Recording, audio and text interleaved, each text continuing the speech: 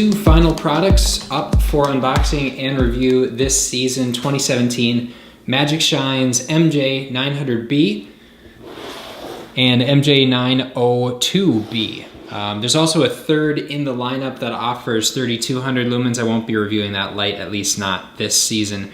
The two lights are virtually identical in terms of their sort of overall design. Obviously the outputs are different, and therefore the beam pattern, the emitters are different, and there's also a different battery. But besides that, they offer some of the same features. We will focus first, of course, on the 900B. So the package contents, as you can see, are the battery, a strap for securing the battery, recharging cable. We'll get into what this does, a little end cap for the battery, a mounting strap for the light, manual, and of course the light itself. Starting with the battery, this is maybe the most notable change I can see in this product versus others from earlier in the year. There's a whole new design of the battery. I guess we'll start at the back here to sort of illustrate some of these changes. First of all, the battery has an indicator here. If you select the power button, you can actually see a remaining charge on the battery itself rather than needing to have the light connected with a display. There's your charging port here, and they've now added this option to charge other devices with an output USB port. Now, this power selection button here is basically how you enable that. So if you were to plug in a USB port to charge your phone or maybe a GPS device or something of that nature, you would just select that power button to turn on that function. There's a nice cover for the back there to do that. For this particular light, the battery sizes are different from model to model, but for this one, it's very, very compact. If I'm not mistaken, this is probably two 18650 batteries. There's also been a change to this cord, which is really interesting. You can pinch these two orange tabs, and then you can essentially remove this power cord.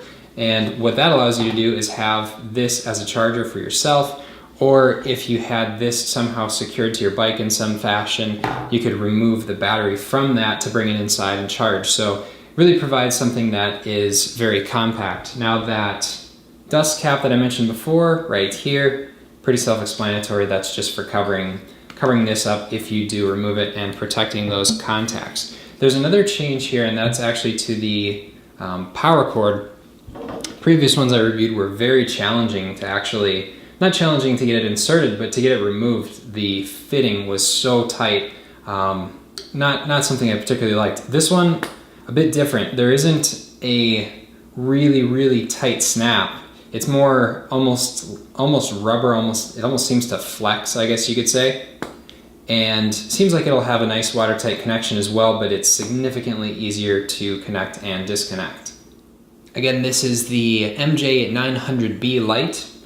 Max claimed output of 1000 lumens. The emitter in this light, the Cree XML2, so the second generation XML, and Cree's own maximum theoretical output is 1000 lumens for this lamp, so you certainly won't be exceeding that. Now, any of the models that have the B designator on them are Bluetooth, and I'm going to make a separate video for that because there's so many features to the app that I just want one video for that because I'll be reviewing numerous of these Bluetooth lights. As for the construction of the headlight here, same strap as they've always had. It takes a bit of effort to get, so I'm doing this backwards, a bit of effort to get that strap hooked onto the front of the light. But once you do, it's very secure, and I won't waste your time here. You'll simply wrap it back and secure it on the backside, and the backside is much easier to secure it to once that front is hooked in. There's a nice rubber shoe on the bottom to protect your handlebars. This portion is incredibly lightweight, so it really isn't very susceptible to light shaking. You don't have this big, heavy, bulky light that's shaking on your handlebars, so that's also a nice feature. You've got a mix of plastic and aluminum construction, a silicone power button, these cooling fins, and the overall construction is aluminum, but then the housing itself that surrounds it is plastic. There's a single emitter there, and if you stay tuned to the video, you can watch the nighttime beam pattern shots to visualize what that looks like. Again, check out the other video that is a complete tutorial of how to use Magicshines Bluetooth app for controlling this device. I just wanted to cover some basics here just so that you have an idea of what it does. If you purchase the product, then you might want to get into the other video and see the specifics of how to control things and change things. But in general, what this app allows you to do is control the light from your phone. And the intent isn't necessarily to actually have your phone out to change the light. You can change the settings on the light itself, but rather to create profiles, or what Magicshine calls scenes. And a scene might, for example, be commuting. It might be like a trail ride, so you have different settings for mountain biking, for road biking, for racing, that sort of stuff. And within each scene, you can basically set all of these different outputs. You can set flash, constant, SOS, and then they also have another, I don't know if they're calling this pulse or strobe, but so there's basically 3 different flashes that you can set at any intensity and then a constant. So you have complete control of 1% to 100% in each of those settings, and then you basically can set all of these different levels. So if you wanted 10 different levels, so you click the light 10 different times and have 10 different settings, you could do that, and that is all done within the app. Again, a more complete review on that in a separate video, just search for it in my profile.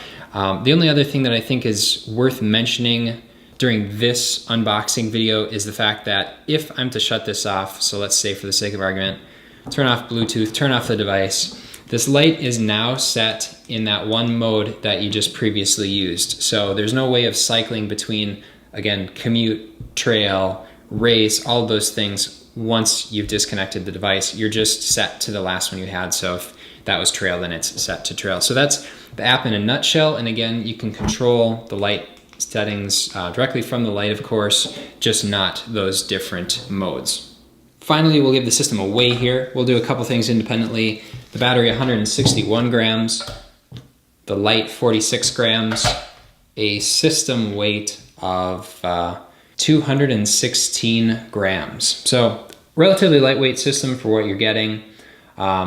Check out the remainder of this video, or stay tuned for the remainder of this video to see the beam pattern shots. I'll do my best to put a few different output percentages in there, again with that app. However, you have control of 1% to 100%. So I'm not gonna basically report every single percentage output, but I'll give you some real world ones and then show you the flash settings as well.